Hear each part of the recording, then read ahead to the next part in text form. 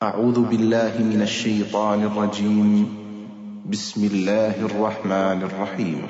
الحمد لله رب العالمين الرحمن الرحيم مالك يوم الدين إياك نعبد وإياك نستعين اهدنا الصراط المستقيم صراط الذين أنعمت عليهم غير المغضوب عليهم ولا الضالين.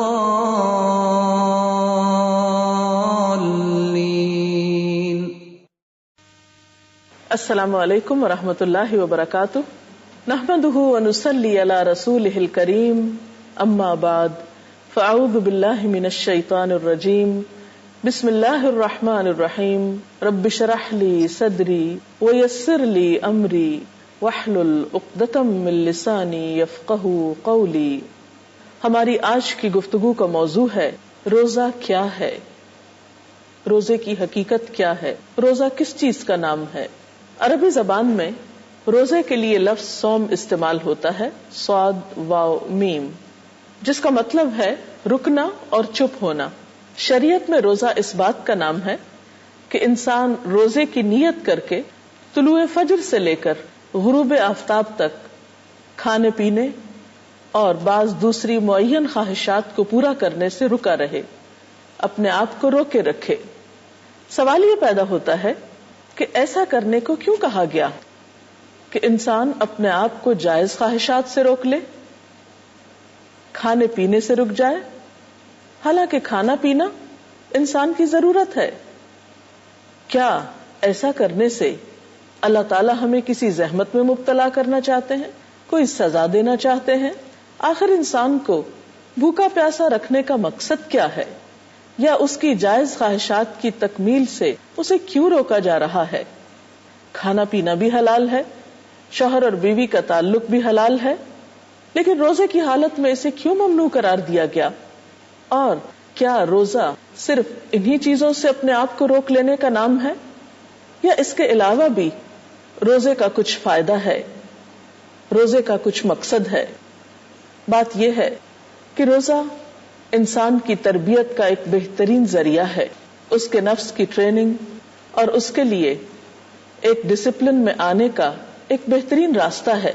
جو انسان اپنے آپ کو اپنی خواہشات سے روک لیتا ہے، اس کے اندر ایک خاص روحانی قوت پیدا ہو جاتی ہے. حقیقت یہ ہے کہ انسان دو چیزوں کا مجموعہ ہے، جسم اور روح. صرف جسم اس سے بھی انسان نہیں بنتا، اور صرف روح بھی انسان نہیں ہوتی. یہ دونوں چیزیں ایک دوسرے کے ساتھ ملتی ہیں، ایک دوسرے سے مطابقت کرتی ہیں، ایک دوسرے سے کوآرڈینیٹ کرتی ہیں، ایک دوسرے کی مددگار ہوتی ہیں، تو زندگی وجود میں آتی ہے، انسان وجود میں آتا ہے. دونوں کے اپنے اپنے تقاضے ہیں، دونوں کی اپنی اپنی ضروریات ہیں. جب انسان ہر وقت اپنی جسمانی ضروریات کو پورا کرتا ہے تو عام طور پر روح کے تقاضے نظر انداز ہونے لگتے ہیں. سال کے 11 مہینوں میں جسمانی ضروریات بلا روک ٹوک پوری کی جاتی ہیں، اور عموماً ہم اپنی روحانی ضروریات کی طرف توجہ نہیں دیتے.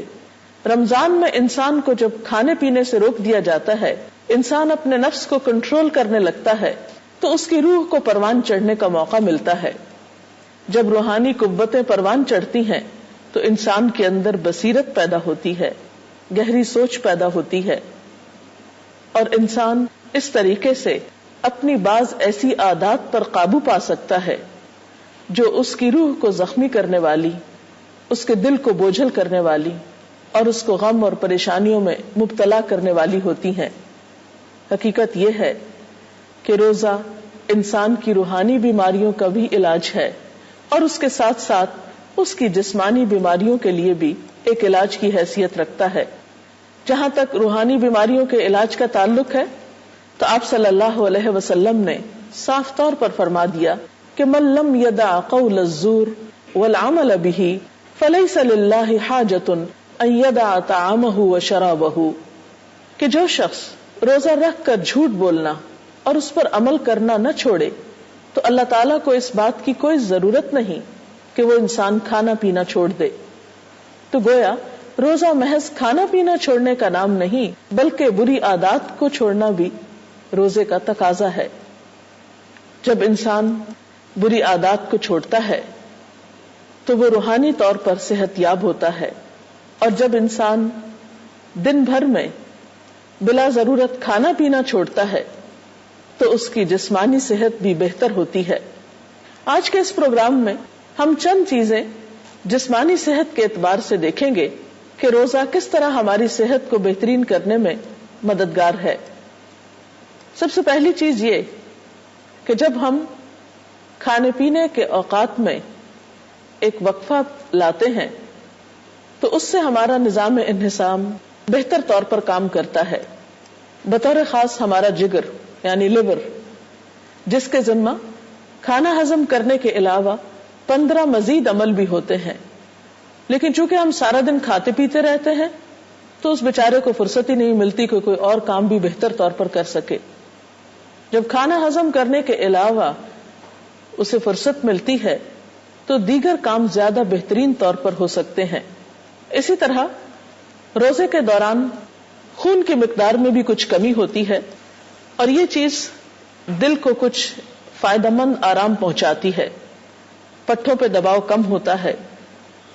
افطار کے وقت تک خون میں موجود غذائیت کے تمام ذرے تحلیل ہو چکے ہوتے ہیں، جس سے شریانوں کی دیواروں پر چربی وغیرہ نہیں جمتی اور شریانیں سکڑنے سے محفوظ رہتی ہیں. اس طرح روزہ دل کی بیماریوں سے بھی حفاظت کا ذریعہ بنتا ہے.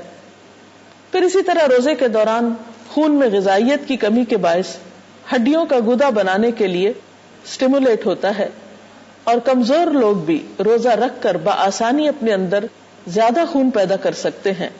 روزے کے دوران اعصابی نظام، نروس سسٹم مکمل سکون کی حالت میں ہوتا ہے، اور خاص طور پر عبادت اور نماز، تراویح اور وضو مزید تسکین کا باعث بنتے ہیں. اسی طرح روزے کے دوران جسم میں میگنیزیم کی مقدار بڑھ جاتی ہے، جس کے کئی فائدے ہوتے ہیں، اور سب سے اہم یہ کہ انسان کا دل بیماریوں سے محفوظ رہتا ہے. ہارٹ اٹیک کے پیشنٹس کے لیے میگنیزیم کا استعمال کیا جاتا ہے. یہ آرٹریز کو سکڑنے نہیں دیتا، اور پھر اس سے انجائنا اور دل کی دیگر تکالیف دور رہتی ہیں. اسی طرح روزے کی وجہ سے گروتھ ہارمونز کے اخراج میں اضافہ ہوتا ہے.